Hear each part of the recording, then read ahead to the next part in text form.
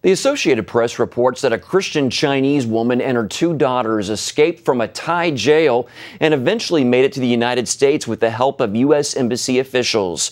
Chang Hui-Chu fled China with her two children after authorities imprisoned her husband Xi Yang, a well-known human rights lawyer, on a charge of inciting subversion. The three are now safe in the U.S., but it was a close call. The president of China Aid, an international nonprofit Christian human rights organization, joins us now by Skype. Bob Fu is here to talk about the escape. Welcome, Bob. Thank you, Mark. Talk about why the escape was such a close call. What happened? Yeah, it was a really dramatic event. What happened was after we rescued Professor Chen and her two daughters to Bangkok on March the 2nd, with the Chinese collaboration, the Thai authorities raided the safe house and took the Chens and the daughter to the Thailand immigration prison.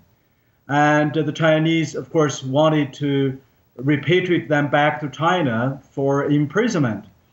And because she had been a very strong advocate for her husband's freedom and other persecuted human rights lawyers like her husband. At that time, basically, we were facing a very difficult situation. So I was really thankful that the Trump administration made a decisive, unprecedented decision and took action and helped protect the Chens and the two daughters. Now, you're working to help them escape based in Texas. Is that correct? What was your role in all of this? That's right. We're based in Texas. We are a Christian human rights organization with the purpose to advance religious freedom and the rule of law in China.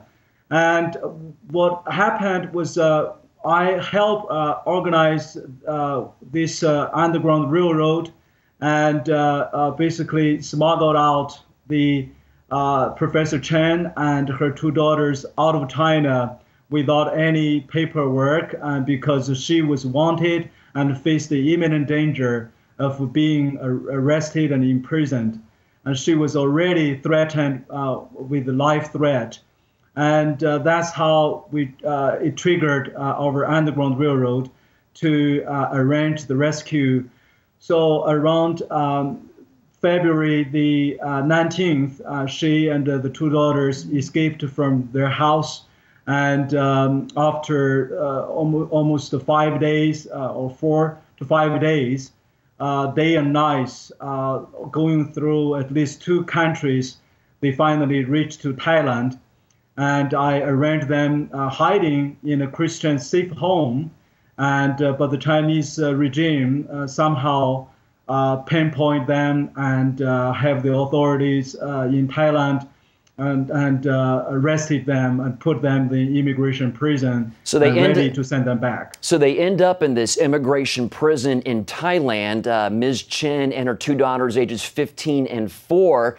And my understanding is Ms. Chen says a prayer to the Lord to help them, that Chinese security agents are at the front door of this prison waiting for her and her daughters to be turned over to them. But U.S. Embassy officials arrive at the jail at just the right time after this prayer is prayed, and they whisk this family out the back door of the jail, and they end up making it to the airport. And there is a standoff with them and Chinese security agents, but then they end up on a plane and they end up in the U.S. It sounds like a miracle to me. Is that your take on all this? Well, it's absolutely nothing but a miracle. And they were at times at the Bangkok airport on March the 2nd, on March the 3rd. Yes, there was almost a physical fight for the Chen's family. But even that night, the Thailand authority changed their mind, so they could not exit the Thai border. Board a flight. So we were back to ground zero basically that night, and it only took some more unprecedented and radical kind of courageous action by the Trump administration that the family were protected for the rest almost 2 weeks until March the 17th. they were taken to Texas and handed over to me and China Aid. So where do things stand now with Chen's husband?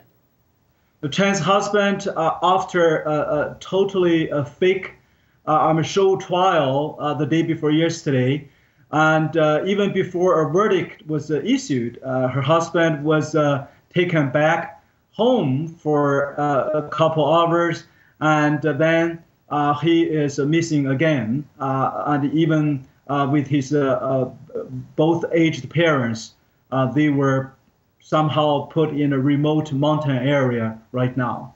So her husband and his parents are in a remote mountain area. The government has put them there. Is that your understanding?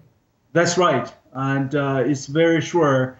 And also, her husband was pretty much obviously even drugged during the almost 2 years in the arbitrary black jail.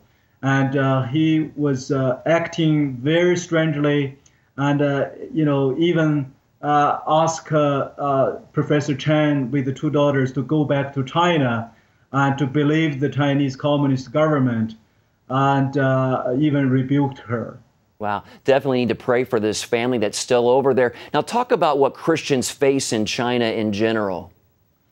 Well, the Christians in China in the past 2 years really have been facing the harshest kind of persecution since the end of the Cultural Revolution. And there are more Christians were rounded up in the past year, really, than the previous years. And we have documented over 50,000 were persecuted last year, and over 3,500 were detained. And still, among this, over 303 have been sentenced to criminal sentence. And so we have Christians just last month with 5 Christian ladies in Xinjiang were sentenced to 5 years, 4 years, and 3 years, respectively, for just worship together with 50 Christians in their own home.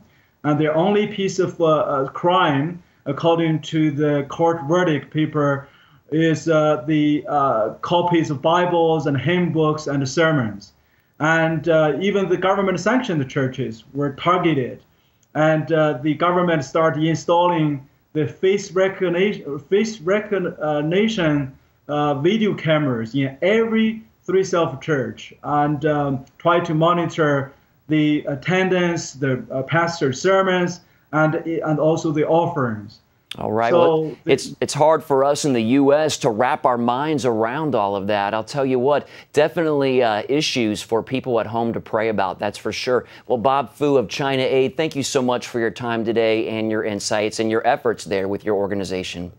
Thank you, Mark, for having me.